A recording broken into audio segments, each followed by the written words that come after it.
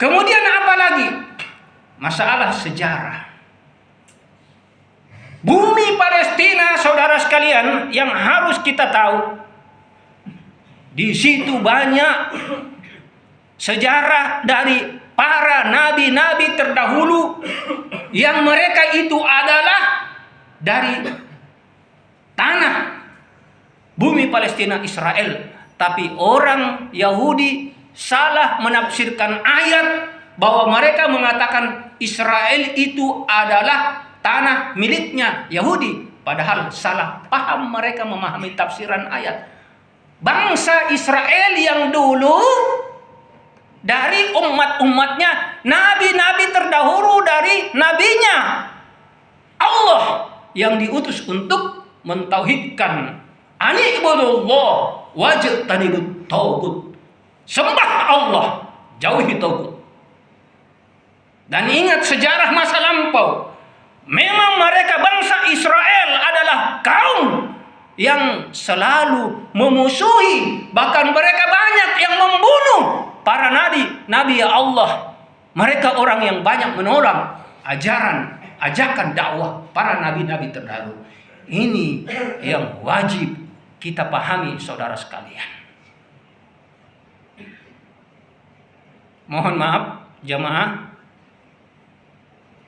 kalau ada yang sedikit merasa tidak senang saya menyampaikan masalah ini, karena memang ada seruan dari para ulama, bahkan seluruh ulama dunia menyuarakan wajibnya untuk mengadakan suara bela Palestina. Wajib hukumnya untuk berjihad melawan kaum Zionis teroris Israel dan Amerika laknatullah alaih.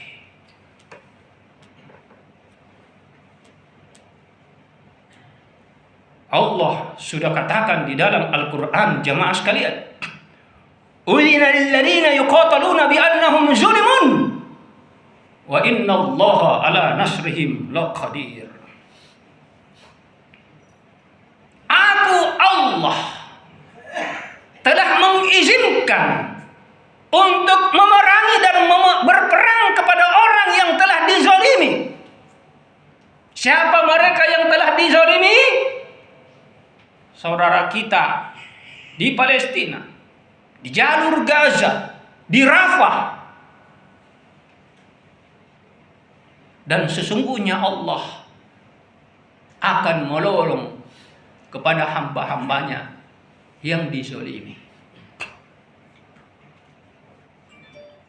Jadi kalau ada di antara saudara kita yang tidak peduli kepada perjuangan saudara kita mujahidin di Palestina, bahkan memfitnah Hamas, bahkan tidak ada sedikit pun suaranya untuk membela Palestina, maka perlu dipertanyakan keimanannya.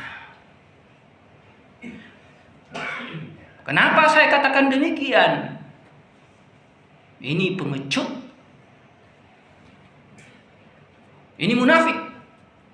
Ini dia tidak memiliki standar yang dinamakan al-mu'minuna lil mu'minina kal bunyan. Orang mukmin dengan orang mukmin yang lain adalah bagaikan satu batang tubuh. Jadi kita ini satu batang tubuh. Innamal mu'minuna ikhwah. Kita wajib untuk bela mereka. Jangan munafik, jangan pengecut, jangan engkau zalimi saudaramu yang sementara disakiti. Hanya karena pengaruh apa? Mungkin karena pengaruh adanya unsur bisnis, adanya hubungan ekonomi dengan negara Amerika, sehingga tidak berani untuk bela saudara kita yang sementara dizalimi. Jangan hanya karena efek dunia kamu korbankan loyalitasmu, imanmu kepada saudaramu yang dizalimi. Ya, Masya Allah. Ngeri kalau kita lihat saudara sekalian. Kalau selama ini, mohon maaf Pak, kebetulan di depan saya ada Pak Polisi. Mohon maaf Pak Polisi, saya mohon maaf. Ada sebagian orang yang menuduh umat Islam adalah teroris. Padahal kami umat Islam cinta NKRI demi Allah. Kami bersuara untuk menegakkan kebenaran, keadilan. Kami cinta NKRI bagaimana rasa sayang-sayangan, cinta-cintanya, pengorbanannya para pejuang NKRI yang mendirikan NKRI ini. Kami ingin membela NKRI ini dari kehancurannya. Maaf. Dan begitu pula kami sungguh sangat sayang kepada saudara kita yang ditolimi di Palestina. Ya. Sebenarnya yang teroris yang asli adalah mereka, kaum Yahudi, kaum Israel, bangsa Amerika laknatullah alaih. Mereka yang teroris, sebenarnya teroris. Selama ini umat Islam selalu dikatakan teroris, padahal tidak. Umat Islam itu yang diajarkan oleh baginda rahmatan lil alamin, sayang, menebarkan peduli, menebarkan kasih sayang, menebarkan cinta kasih, menebarkan yang namanya ukhuwah persaudaraan, ruhamau bainahum, saling sayang menyayangi di antara mereka. Jadi kalau ada di antara kita selalu mau ribut, selalu mau kacau, selalu mau mengajarkan kebencian, memfitnah sana sini, mencela saudara kita, mengadu domba umat Islam, berarti perlu dipertanyakan ajaran dari mana dia dapatkan. Padahal kita ingin bersatu, watasimu bihablillah jami'an wala tafarraqu.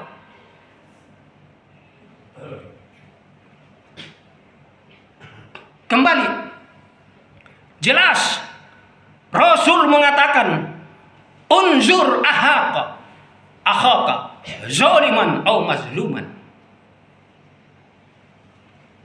Tolong saudaramu yang dizalimi dan tolong saudaramu orang yang menzalimi. Sahabat bertanya, bagaimana ya Rasulullah kalau kami ini mau menolong? Kalau orang yang dizalimi sudah jelas, kita bela dia, kita peduli dia. Ya? Bagaimana kalau orang yang menzalimi?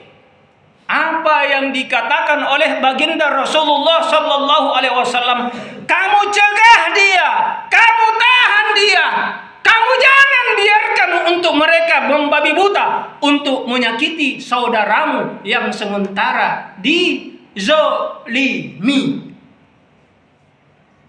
Ini saudara sekalian, di mana hati nurani kita saudara sekalian? Kalau kita melihat di YouTube, di Facebook, di TikTok, mereka tidak bisa dipercaya sampai hari kiamat. Sebelum Ramadan, mereka menjanjikan aksi perdamaian, gencatan senjata, tapi mereka mengkhianati janjinya. Ini tidak bisa dipercaya. Walan tardo angkal Yahudu walan Nasara hatta tattabi'a millatahum. Itu sudah cap dari Allah. Allah bukan pembohong. Kita lihat saudara, banyak video. Ada yang paling sakit sedihnya kami umat Islam. Mereka menyerang dengan bom. Yang di dalam video itu anak-anak kecil, orang yang tidak berdosa, langsung terlempar ke atas setinggi lebih daripada 30 meter. Banyak yang syahid waktu itu. Apa ini bukan merupakan perbuatan biadab melebihi dari perbuatan binatang? Tidak punya perasaan.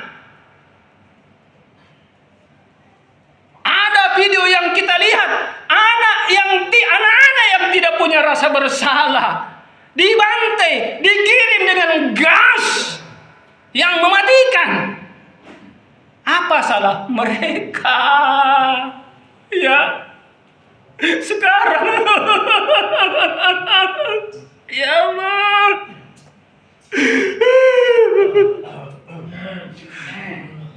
Saudara kita sekarang di Rafah, tidak ada yang tinggal satupun juga orang.